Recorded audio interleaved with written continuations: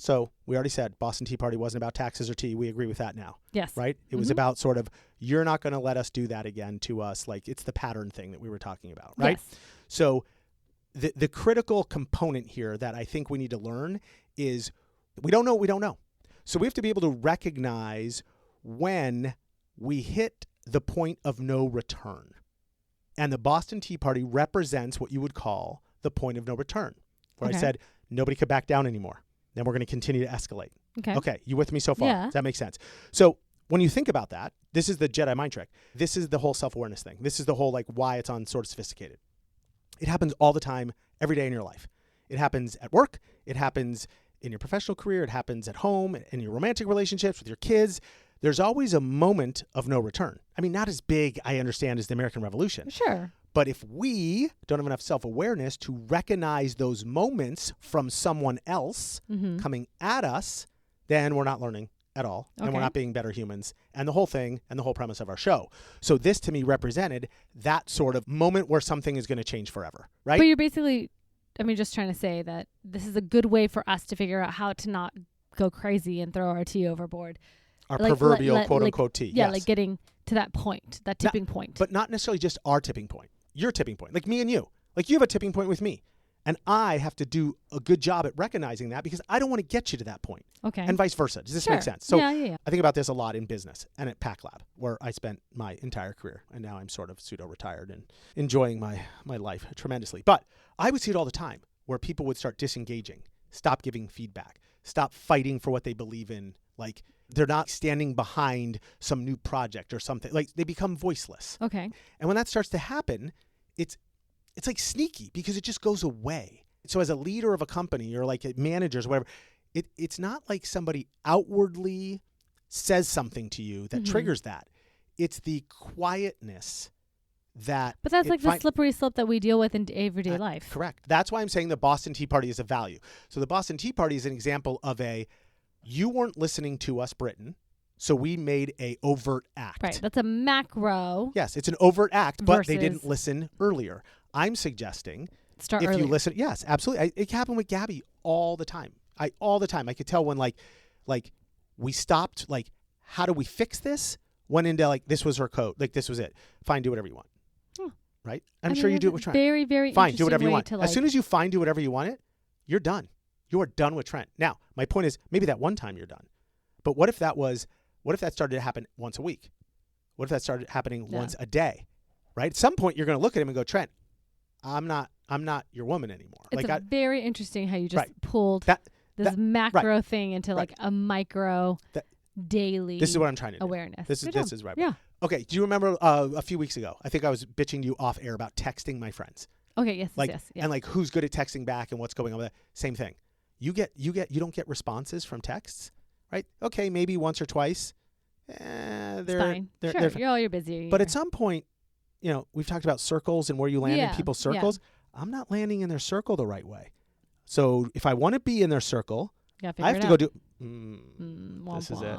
Right. Huh. Does this make sense? Yeah, this is real deep though. I know, but I'm trying. But see, here's the thing. Like, if we're going to sit here and talk on the show about like history stuff, like I want people to learn history. And like, okay, the Boston Tea Party, 1773, not Amanda's sweatshirt, 1776. Got it. You could look cool to your friends. But if we can identify like more stuff about what, like how to behave or how to act or how to learn, then this gets more fun.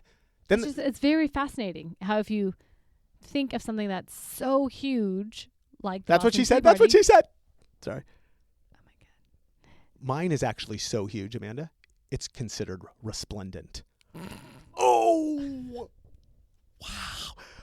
Oh my God. For those of you who didn't have video and can't see us on YouTube, Amanda physically just vomited. Like Gross. After that excellent joke. Gross. Okay, sorry. Continue your point. But I think you can apply that concept or the psychology of that to like lots of things. Maybe not the moon landing because it didn't happen, but no. But the moon landing is about practice. But that's hysterical that you just brought that up. I was joking, but yes. But that one's about practice. Oh, that's true. So it's about development, continuing. Yes.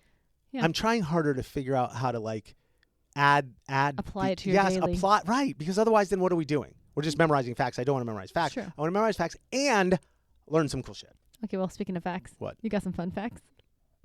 I do. Oh, let's go. I have fun fact, but I have so much more to talk about with this episode. You do? No, I'm boring myself to death, actually. Okay. So I think we can I totally thought do it fun was a good end of like how to micro it versus macro vision. Was that was good Jedi mind trick? Okay, I like that. Yeah. Okay. Not gonna lie on this one. Like, this was kind of hard because I had to like go deep into chat for this stuff. Like, yeah, I don't like. I'm not quite sure a why. fun fact would be how much tea they threw over because I don't actually know that. Pounds of tea? I just know 342 cases of tea. I did not look that up. Oh, interesting. Can you look that up? Sure. And we're going to throw that in as a fun fact. Okay. So however you want to like just like interrupt me when as I start. Got it. Okay. I'm going to go number 1. Okay. So believe it or not. Okay. Number 1. So believe it or not, I remember. Okay. So number 1. So I know we talked before, like there wasn't any like big super thought out plan about this whole thing, but it actually did sort of develop like one day before. So I guess there was this massive town hall meeting in a place called the Old South Meeting House, where apparently a few thousand people packed in and were basically waiting to see if the governor would let the ships leave without unloading the tea. Huh. Hold on. I must have skipped a part. Oh, yeah. Without unloading the tea. And when they found out he said no, it had to be unloaded, somebody yelled, "This meeting can do nothing more to save our country."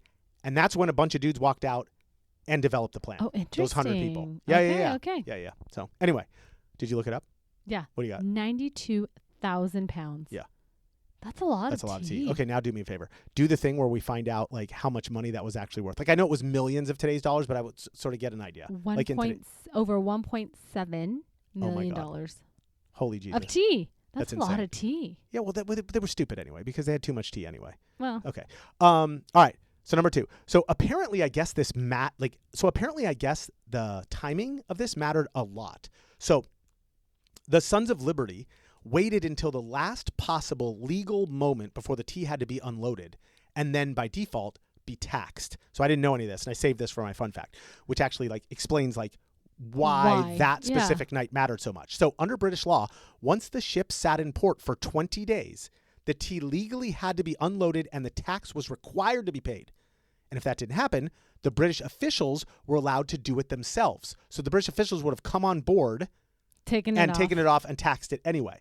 So that's why they waited till that last night to see if it was going to resolve and then threw the whole thing overboard. Okay. Right. They tried. Yeah. So there was a lot more to this story that I was sort of not letting on. They tried a negotiation and didn't work. Yes. They were doing a secret, quiet negotiation. Yeah. Bingo. That answers a lot. Number 3. Okay. I love this one. How about this? The tea wasn't even from India. Did you know that? Even it was like the East India Tea Company. Right. It was black tea. Or England. Oh. Yeah. Where did it come from then? I know. Right. Contrary to what a lot of people think. The tea was Chinese. Chinese tea. Really? Yes. Bohea. Did it get there on the Silk Road? Probably. Just curious. No, I think you're probably right. Just so many years before that. That's where it all started. I guess Bohea tea. It was being imported by the East India Company. So like everybody thought it was like British tea or India tea. It wasn't. It was just it was Chinese tea. I'm not shitting on Chinese tea. I'm just saying like, what are you going to do? Okay. Number 4. Remember how I said they made that one guy give back the tea so they wouldn't be considered thieves? Like the George Hughes interview that he was talking about earlier. Yeah. Okay. So check this one out. This was the fun fact I wanted to get to. I guess during the whole process, another one of the Sons of Liberty broke a lock, like a padlock. Okay. Right. On one of the ships somewhere he was opening from the crates and throwing shit overboard. So I guess the next day he hired somebody to go back and pay the ship's captain for the broken lock, so no one could claim they destroyed any property other than the tea. Huh. That's my whole point at the beginning when you were like, oh, yeah. So they were like being super careful about sweeping up and cleaning up and like, we're not thieves and sorry we broke this. Here's $8 for your stupid lock, because all they wanted to make sure of is like the tea was going overboard. And then that makes a lot of sense why there was no violence. And they waited the 20 days. There was no like all this. It was very this planned out. Yes, that makes a lot of sense now. Right. It wasn't the Silk Road, by the way. Oh, well, of course it wasn't, because the Silk Road was way earlier. No, it's a maritime route. Oh, what are you going to do? Darn. Oh, well. But whatever. That's what started the whole thing. The Silk Road started. I know it is. Right, It's true. Okay, last one. Ready? Yep. So Sarah Bradley Fulton. You don't know who she is? Oh, wait. No, yeah. Wasn't she the Best Actress? Let's go. Here we go. No, I know, because they didn't have movies back then, but you got my point. Wasn't Fulton also the one? There was another Fulton. Was that for like? I don't know. something with Folgers coffee or something. No. Maybe that's Folgers, not No. Fulton. No. No. Okay, fine. Go ahead. Okay. All right. Last one. All right. All right. Last one. Finally, Sarah Bradley Fulton. Okay. Apparently the best supporting actress in this whole thing, sometimes called the mother of the Boston Tea Party. Go Sarah Bradley. Okay. Right. Apparently her and her sister-in-law are Okay. the ones credited with disguising all the Sons of Liberty as the Mohawk Indians. Oh. And then later, after it was over, helped transform them back into regular colonists. So I guess like she was the costume designer. yeah, I guess like not best actress, but best costume designer. Okay. Look at that. I think that's excellent. All Go right. Sarah Bradley Fulton. Fun facts out. Oh, I mean, you went. Okay, so like I've officially I was gone. biting my nails. So I've officially gone from, oh yeah, Boston Tea Party, I'm going to wear my cute little sweatshirt, to like, wow, that was actually a very calculated moment that changed everything. To then. I have a question. Yeah. Do you believe that the Boston Tea Party actually happened? I mean, yes. Question mark? Or like yes? I'm just wondering where you are in conspiracy theories. No, I think it happened. Okay, you do believe this. Yeah. Can I ask you a question? Okay. Why sometimes you believe some things don't happen, but at this one it's so easy for you to believe? Because it kind of makes sense. But the moon landing doesn't. I just don't understand why we haven't gone back to the moon since then. That's my issue. Why haven't we thrown more tea overboard? I started this episode saying I feel like we should throw more tea. Okay. We should actually throw lots of things. We have. I have a huge issue with taxation. But I mean, think about, like, we have done a lot of that shit. Like, we've had a lot of movements. Montgomery bus boycott. We've had. Sure. I don't know. Yes. Hashtag Me Too. Sure. Right? Black Lives Matter. I mean, like, those are recent ones. Right. But Occupy Wall Street. We already talked. Like, Yeah. there's probably thousands of these things Yes. that we're throwing tea overboard. Okay, well, we've done but it. not really, because those are all for very specific things and not about I know. taxation. This wasn't about taxation either. I know. Okay? Sure. Got it. This was just about, like, sticking it to the man. You know, have you seen School of Rock? I think I'm doing this Is it podcast with the wrong co-host. Yeah, I just throw out like the School of Rock. He's trying to get all these kids like into like a band to perform somewhere he's not allowed. Like, have you seen this or no? Maybe you don't know. I've seen the Anyway. Broadway production. Oh, of it. okay. So they pretend they're sick and they're like, "Oh, what's wrong with those kids?" And he's like, "They have something called stick it to the man disease." And they like buy it and they get to go in and perform. That's funny. It's totally cute. Okay, sorry. You were saying. No, I think you were telling me. I think you were trying to wrap this damn episode up. I don't even know what you were I trying mean, to do. I guess so. Yes, Yes. but it was a good one. Like it had a lot of. Again, I'm just glad it's you, taking like, our believe it. moments that we know in history and going, and looking at it through a different lens. I like So- that. That's what we're here for. Okay, so if people want to do their research, go a little deeper, what should they be doing? Just start drinking tea. That's all you need to do. Drink all sorts of tea. I love tea. Bohea tea from China. That's what you need to drink. I mean, if you want to go big, go to Boston, right? Yeah, Get I mean, it yourself was a really sweatshirt. cool. It was really Get cool. yourself a sweatshirt.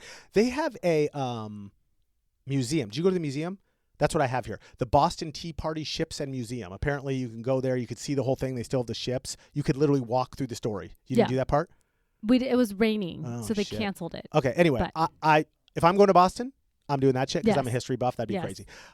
It is crazy when you walk through, like, Say it again. Just start again. It is pretty crazy when you think about it, like when you're there and you're walking through and you're like, I am walking in the footsteps Of of. history. Thank It's you. crazy. Yeah. It's crazy. Okay. Sorry, I continue. love that you're like you just made my heart full. That was awesome. Okay. If you don't want to travel, read a book called The Boston Tea Party by Benjamin L. Karp. It'll give you way more nerdy details than like I could ever come up with in a million years. And if you don't want to read, watch the documentary American Revolution: The Boston Tea Party, which with historian Dan Snow. It's only 45 minutes long and totally easy to follow. You'll pick up a ton of history. Like, super cool. And if you don't want to do any of that, then just remember these details to seem sort of sophisticated when you're hanging out with your friends. Number one, the Boston Tea Party took place on December 16th, 1773, when a group of roughly 100 American colonists who called themselves the Sons of Liberty, led by Sam Adams. boarded 3 ships in Boston Harbor and deliberately destroyed 342 chests of British East India Company tea to protest Parliament's right to tax and control the colonies without their consent. Whew. That was a mouthful. It was. That's what she said. I'll take that out. Okay. Number two, the Boston Tea Party was never about taxes or tea. It was about legitimacy. The tea would have actually turned out cheaper. The protest was about refusing to quietly accept a system where Britain could make the rules, bypass our voices, and where Britain could make the rules, bypass our voices, and expect compliance without consent. There we go. That's where you get to Hamilton. Number 3, it was a deadline-driven intentional act, not a drunk riot like everybody thinks. The Sons of Liberty waited until the last legal moment before the tea would be seized and taxed anyway. If they acted earlier or later, the protest wouldn't have meant anything. It was strategic. Very strategery. It's very strategery. Number 4, the disciple. Nope. Number 4, the discipline. Number 4, the discipline is what made it powerful. No looting, no violence, no damage beyond the tea. They even paid for a broken padlock afterwards. That restraint made it impossible to dismiss as chaos. And finally, the Boston Tea Party didn't start the American Revolution, but it did make backing down impossible. It triggered Britain's overreaction, which then unified the colonies and ultimately turned that protest into a point of no return. All right, well, there you have it, dear listeners. A deep dive into the Boston Tea Party. The moment America stopped politely complaining and realized, oh, this is actually happening. If we did our job right today, you're walking away a little more sophisticated, a little more aware of how quickly patience can turn into action, and maybe ready to casually drop the fact that the tea was cheaper and that's why it mattered.